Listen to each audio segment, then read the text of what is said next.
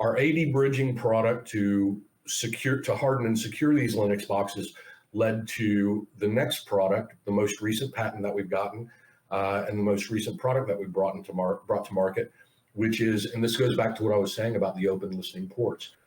And this is a product where it was born out of frustration and a need to protect these boxes and reduce risk and save time. And that was a product that we call Shepherd. And a lot of people, when we're talking to customers and doing demos, we've had a lot of people say, I don't believe you're doing this.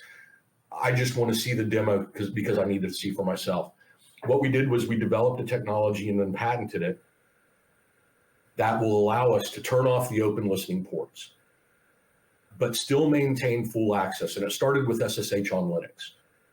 So if you know how SSH works, you got the open listening SSH port. You try to harden it as much as you can, firewall rules, your SSH conf file, who can access, who can't, but the port is still there, open and listening. Yeah, you have, brute force attack detection. Exactly. Long password. I mean, you have all kinds of stuff to do. You even can change the port number for obfuscation reasons and so on, right? None of those things were working for us. Still under attack, unless I can change it to the most obscure high order port. Still under attack within less than 30 minutes. So let's kind of dissect that. So what is that? Is that there's bots that crawling the web to detect these and I'm assuming that why Linux boxes or why specifically SSH port, because is that something that just the more vulnerable, so that's therefore the state actors or hackers are looking for that specific open ports vulnerability? For why is that so quick? 30 minutes sounds like almost impossible. Well, so yeah, I think it was Palo Alto Labs came out with a report that said with all the bots and with the technology that has advanced so far in computing power, that you can do a complete scan for specific ports across the internet on the open cloud for specific listening ports in like 7 minutes now. Rodan, the website, you can go there and it shows almost 23 million open listening SSHD daemons on the public facing internet. So it's real easy for these nation state hackers or the APT groups or even the bots to do the scan of the public IPs and find open listening ports on these machines. And once you have the open listening port, now you can query that port for what daemon's running on it. Once you know what service is running on that, now you can start looking at the list of exploits.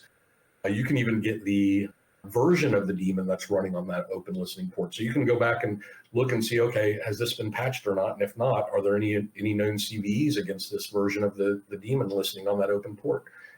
The bad actors have become very sophisticated and very efficient at what they do. I think that also the tools available to them are getting more sophisticated. So maybe maybe the bad actors have they've improved because the tools that they're using, just like we are, have improved, right? That and they're very well funded. Yep. So unlike we are. I'm sorry. Unlike us.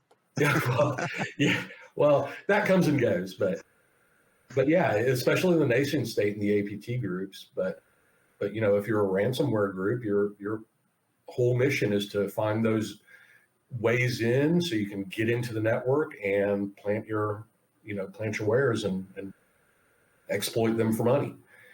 So it is a big problem, and it's something that you asked specifically about SSH. Well, in the Linux world, for remote management, for being able to remotely access those machines, SSH is the de facto mechanism for being able to do that. And so, like I said, almost 23 million today machines running on the public facing internet with SSH running and listening on an open port.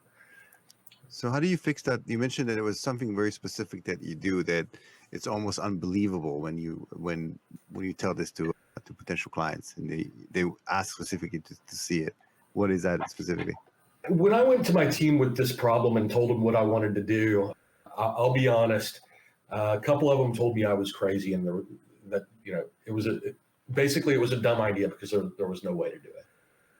And then we dug in and I shared with them more what I was thinking. And and this was not this last holiday season, but it was the year before. So 2020, a handful of the team and I basically spent the holiday season working on the proof of concept for how we would do this. And as we came out of the holiday season, so needless to say, we didn't really take much time off, but it was a fun project to work on. But we came out of it going, realizing we can do this. This is something that, we've got a solution to it.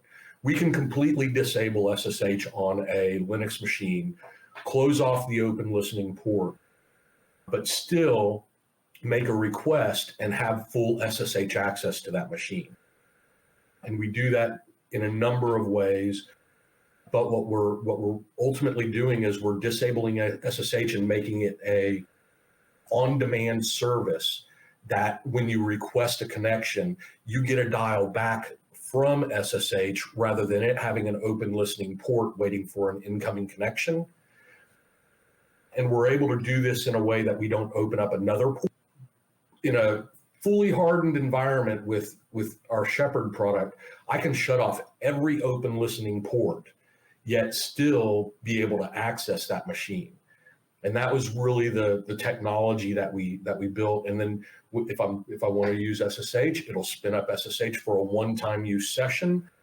And then at the end of that session, it'll spin it back down. And we built in for bad actors. And I will say that all of this architecture and design really came from a problem that we were experiencing on a daily basis, but it also came from my research and an article that I published on the Cloud Snooper bug or exploit, and the way they were hiding their exploit and using a RAT-C2 architecture to be able to initiate a session to that machine and have it be completely obfuscated. So we learned from some nation state hackers that had some really sophisticated and at the time new technology for a fairly new exploit, and leveraged what we learned from that to be able to use that as a product for countermeasures against similar attacks.